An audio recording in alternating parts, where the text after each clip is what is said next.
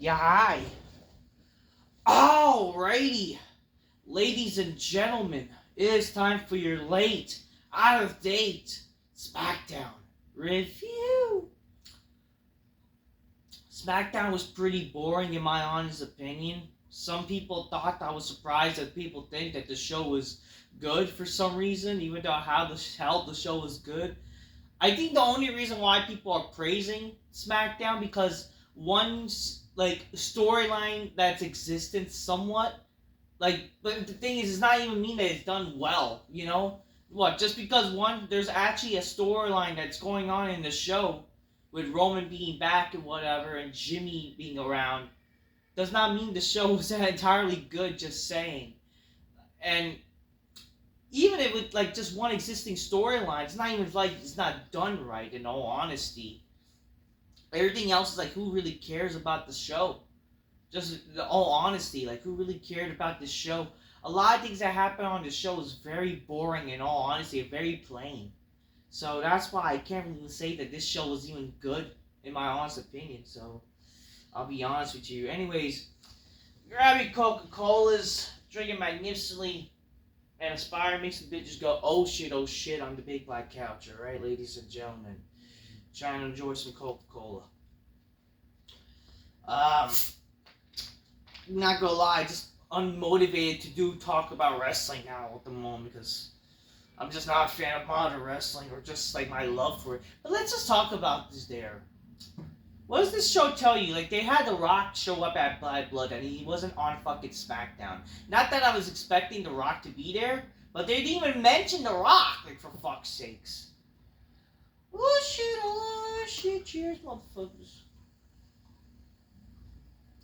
This is good stuff. This show, however, was not good stuff. Like, really? The Rock not being on the show when you showcased him at Bad Blood? What was the point? What was the point even if The Rock was to be there then? And they didn't even mention it. They didn't even bother to mention The Rock being there. Like, unless that's just like... The sad thing is, the reason why they did it is because people found out The Rock was somehow in the same town. And he just somehow like they decided to have him show up. Not like this gonna resolve anything in the future. Unless the thing is, it would make sense if they were actually gonna have The Rock being there. They should at least mention it, and then they could have done something in a few weeks from tonight from that show. They would have done something. You know what I mean? But no, this show didn't do anything. It didn't transpire to anything. They didn't even mention The Rock being there. We're going to talk about SmackDown here, so let's talk about SmackDown. Let's just get the shit over with, shall we? Show started with Jimmy Uso.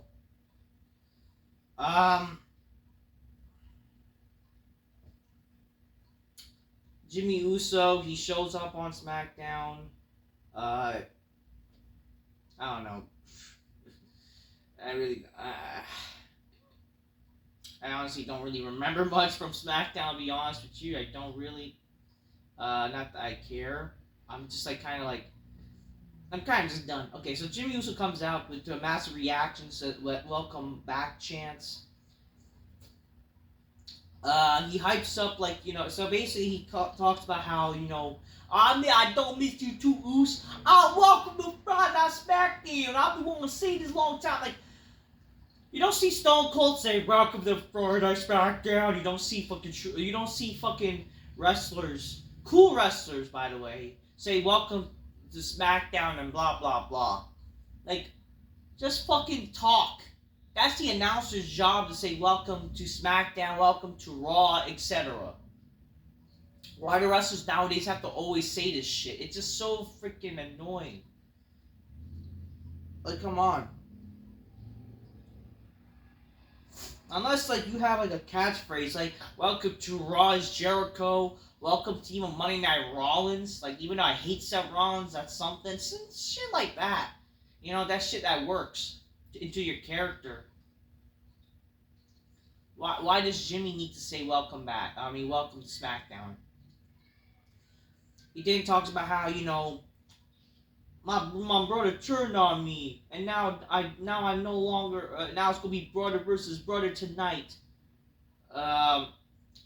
So basically, so much for Jimmy Uso coming back, and now all of a sudden, instead of maybe building this match up for maybe even Crown Jewel, for instance, you're just gonna do this match on a SmackDown. Like really? I don't know. Just so much for like the build up. They could have mentioned a lot of things. What I didn't like also about this segment is that Jimmy Uso, he failed to mention, like, or maybe at least included the reason, like, about the whole tribal chief stuff. Like, he can still stick that, he acknowledged Roman Reigns for his accomplishments, but I would have liked that, like he mentioned in the past when he mentioned, like, why he doesn't like people being the tribal chief. Like, even though he acknowledges Roman with all his accomplishments, the goal of Jimmy Uso, like, his goal should be that he doesn't want somebody to become the tribal chief. He doesn't like that tribal chief stuff because the tribal chief makes, his family go crazy. A family member goes crazy, like not being in a, like equals or respected around each other. They just make it to like, oh, it brings the worst out of people. I wish that's what Jimmy Uso would have alluded to, because again, when he was talking to, if you guys remember, when he talked to Jay, why he costed Jay the match. Oh, it would torment him and make him the person he's not supposed to be. I mean, I wish I seen that. I wish that would have happened on this show, where Jimmy would have talked about, we need to end the bloodline, not just to acknowledge Roman that you are to be acknowledged, but at the end of the day, the tribal chief stuff needs to end. I mean, that's why I think that he should have said, because again, looking back about the issue with, Jimmy, why he became what he was he's not a fan of what people become the tribal chief end up doing. Again, Solo, the worst of Solo came out or whatever. You could do stuff like that where his mission is to take down the tribal chiefs and no longer be a tribal chief. Only just acknowledge everyone as equals. Something like that. That's what I would have done story-wise. Like, that would be his mission statement. But no, they didn't really dig into that. They just we're going to help acknowledge Roman back to be the OTC. So eventually Roman comes out. Obviously got a big, massive babyface reaction, which is that's something they wished he had when he was still a babyface. The only problem is when he cut his promo, he kind of sounded a little weird as a babyface. Not saying he was bad mic skills, but it's obvious this guy was more used to being the heel, after all the years. He then says, whatever city they were, acknowledge Jimmy. I would felt the more babyface reactions, he should, or what should have been more babyface's thing is that he says, I acknowledge you, city, whatever. That would have been a better way, in terms of, now him being the babyface, he could have said that instead. And then he could have said, hey, Jimmy, I acknowledge you for all the things you have done for me and stuff like that. He could have just done that shit, Yeah, the crowd goes nuts, and then Jimmy lets Roman know that, I see a chief, but with no tribals, and I don't know, what, one person told him the crown, and there's only one in the family that acknowledges you, and that's me. And then, we need help, he says. So basically, this meaning, they're trying to form the idea that now they need help. They need to form the original bloodline, blah, blah, blah. And then Roman says, no yeet. Okay. But it's do they even need help? Again, they still have supposedly Cody, right? And do they even really need help when Roman can, he proven he could actually take out the original bloodline somewhat by himself? You know what I mean? And he has Jimmy. So why is there a struggle for all of a sudden now, when Roman, he can be able to beat up some people in the bloodline, why is he now struggling, to try to take out the bloodline, even with Jimmy? You know what I mean? Because why is he struggling? Just saying. Because obviously the goal is what they're trying to do. I get it. They're trying to build up to maybe War Games, at Survivor Series. That's the potential match at Survivor Series. And again, that's the problem. It's too predictable, because now we know that Survivor Series, it's not a problem. I don't have a problem for Survivor Series being, 5-on-5, obviously, traditional Survivor Series type of stuff.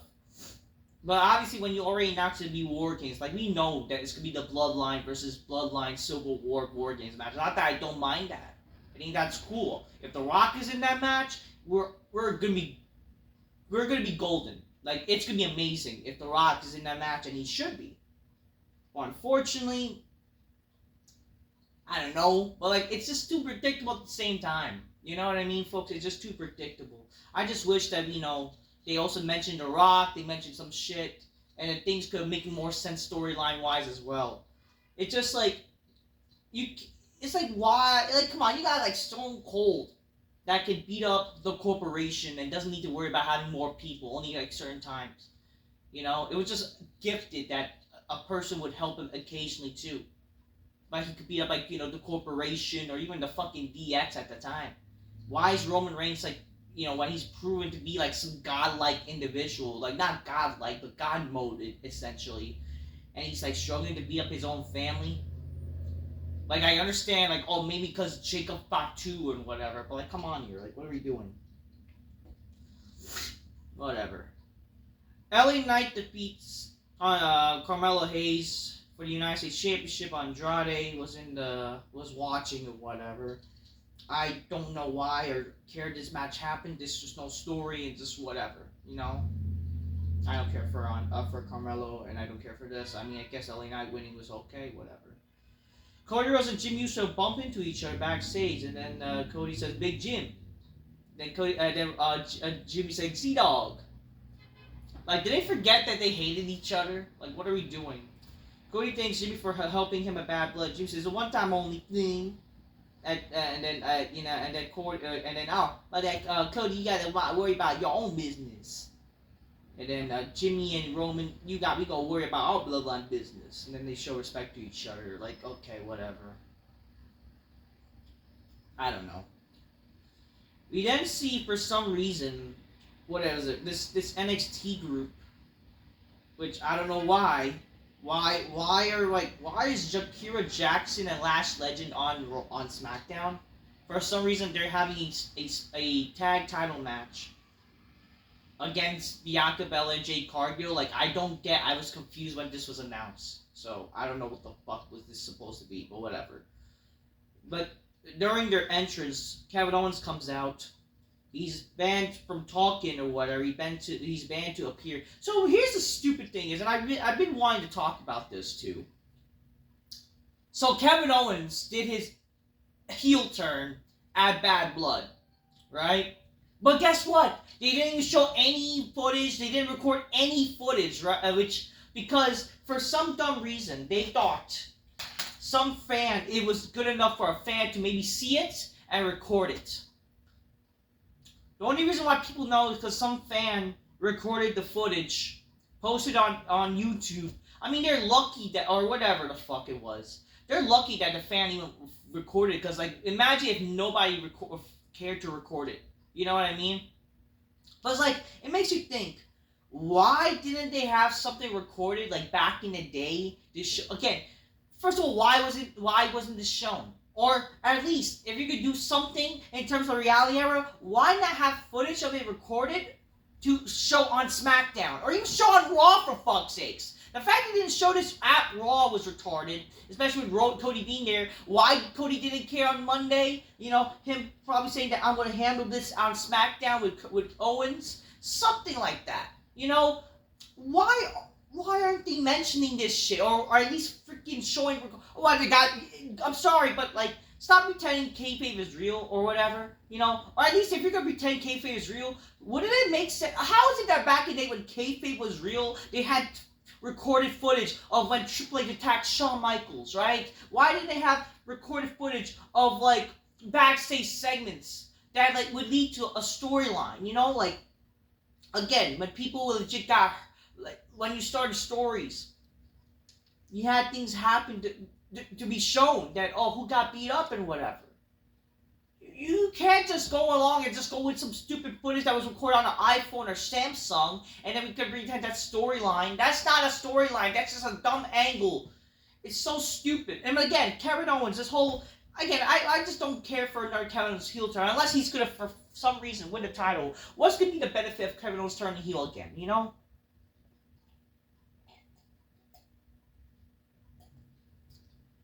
Like, who's really gonna care? What is the benefit of him being a heel now? So great, he's gonna be a heel, and he's gonna lose to Cody again? Like, are you kidding me? Like, why are we doing this? Like, are we really gonna waste our time on another heel turn with Kevin Owens? And then, like, great, so nothing is recorded to show on SmackDown. This is SmackDown. His heel turn was wasted on the pay-per-view. He didn't show anything, and I don't know. It's just dumb. It's just like, how does it make any sense in terms of TV shows? Again, this is still a TV show. It's supposed to look like, you have shit recorded to show. Show, don't just tell type of shit. This is telling, not you're supposed to show, not just tell. Like, come on, that's not how storylines are supposed to be. You're supposed to make a well-written TV show, so.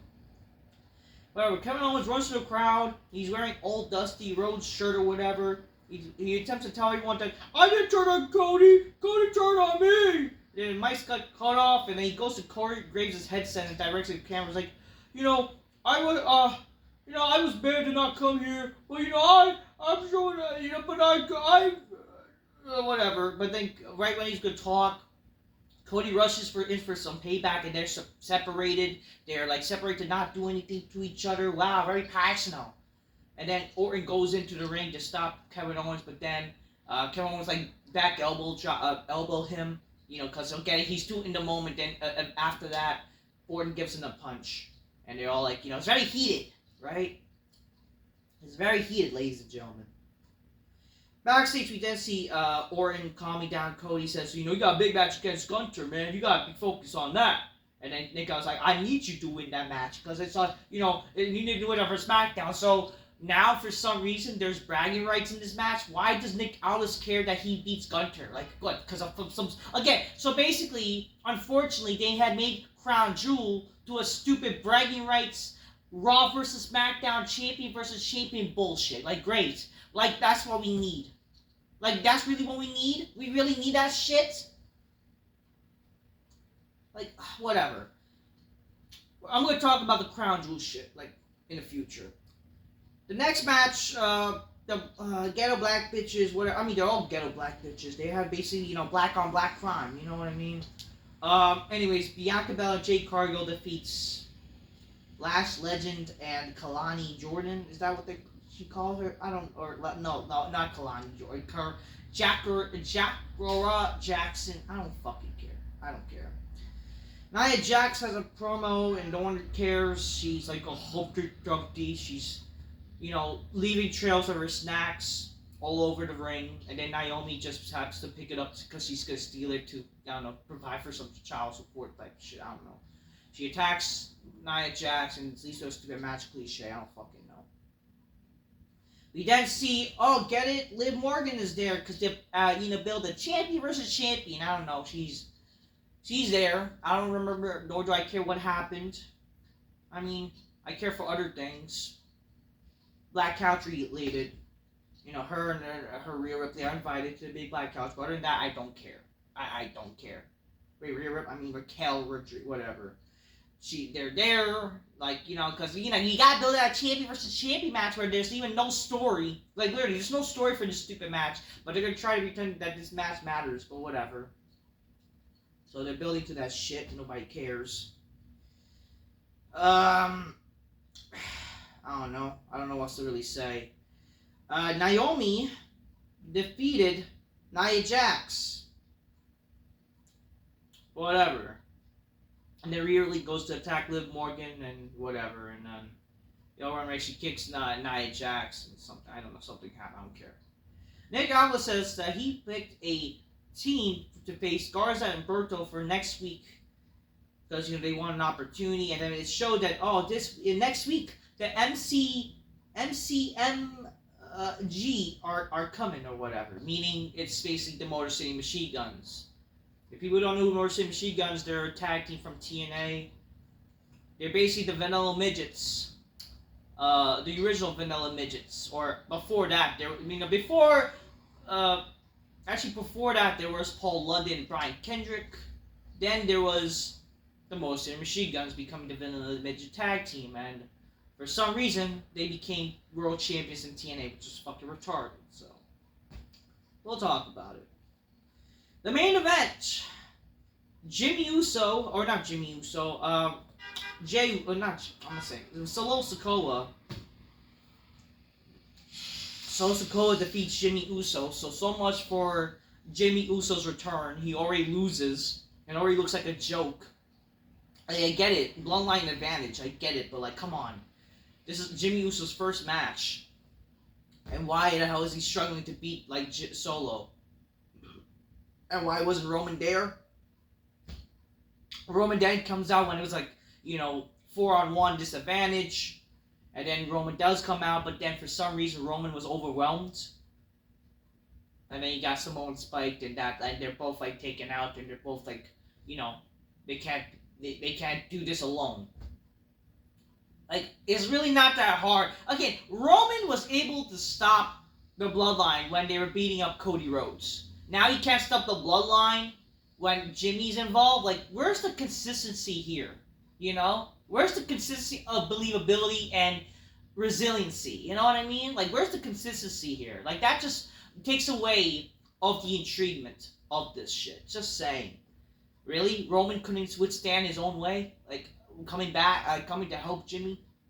Whatever. I thought the show was very plain. Kind of boring. I mean, sure, it's good to see Roman on the show. At least that's something. It helps add it to, like, the look. Again, the Bloodline storyline is the only show that is the only thing that's carrying this, but it's not really done as best as it should be. Other than that, who really cares about other things that happen on the show? Sure, Kevin Owens and maybe Randy Orton and Cody.